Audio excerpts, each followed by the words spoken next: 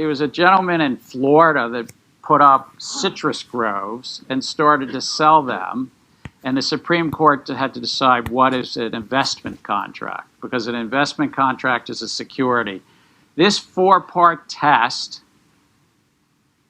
in my mind, suggests that most, maybe not all, but most initial coin offerings are securities, because they're investment contracts where there is an exchange of money, there's a common enterprise, you're relying on somebody else's expertise for profits. This is why I've earlier this year said I think that most of them are. I think Ether, when it was done in 2014, would pass this test. When I say pass, it means it's a security. Get that out there. We also, last summer, spoke a little bit more about how we were looking at some of the more decentralized and seasoned digital assets like Bitcoin and Ether on the Ethereum network. And we made it very clear that at this point we don't see a reason to regulate those as securities or transactions in those instruments as securities at this point. I know we're going to get into more detail on this, but that was another part of our exercise in terms of making it clear to the market how we look at these instruments. And then extreme warning for XRP holders. Is this a suitable warning or not? We're about to find out in the course of this video. How has the SEC been able to stall XRP's growth? How has it also managed to get itself entangled in a spiral of conspiracies and mixed judgments? And what does this mean in the long run for Ripple, XRP, and the entire crypto community, especially that of the US? So stay tuned and make sure you grab yourself a cup of coffee, because this is going to be a long and exciting ride. Let's go. Watch this. That's the only thing Gary cares about. His bank executive friends who whine about customers pulling their money out and investing in decentralized finance.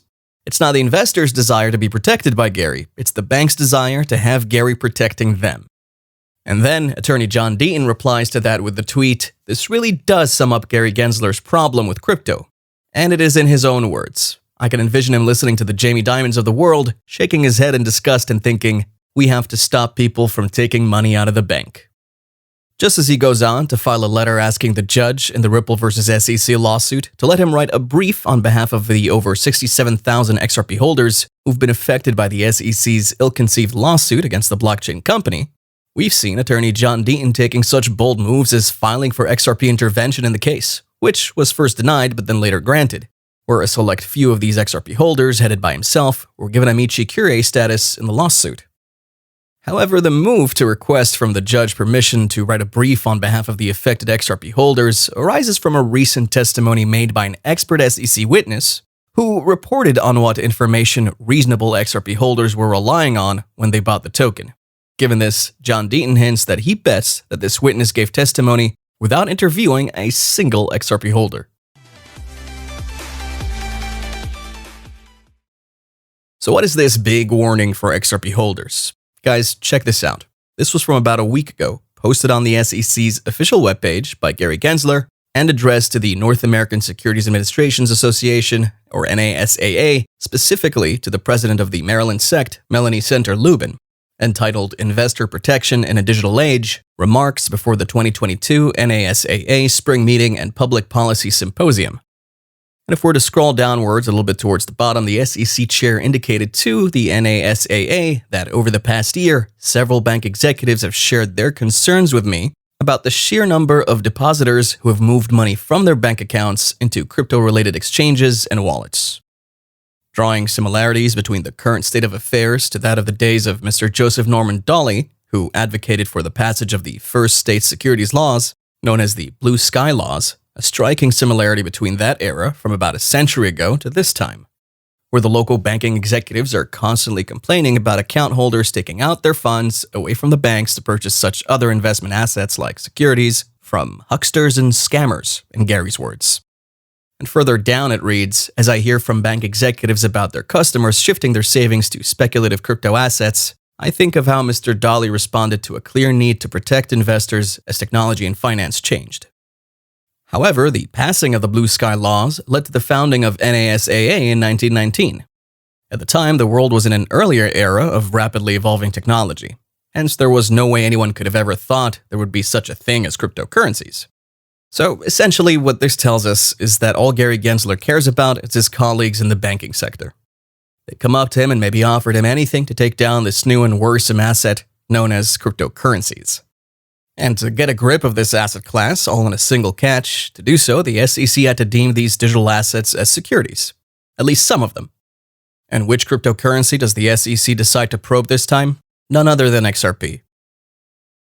So, the SEC regulates companies in the US by something called selective enforcement. The SEC can't sue every market participant involved in violations of securities laws, so it files select lawsuits on issues that will send a message to other market participants. That's the idea. It's like being a parent.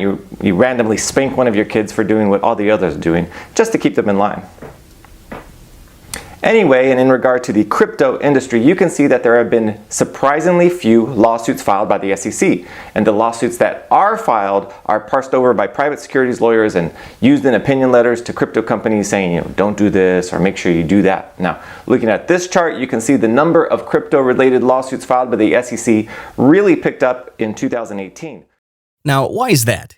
Because XRP is the most innovative digital asset in the payment settlement industry, hence the biggest threat to these banks and financial institutions. Even though it's termed the banker's coin, mainstream adoption of cross-border remittance using cryptos such as XRP means mainstream adoption of cryptocurrencies in general.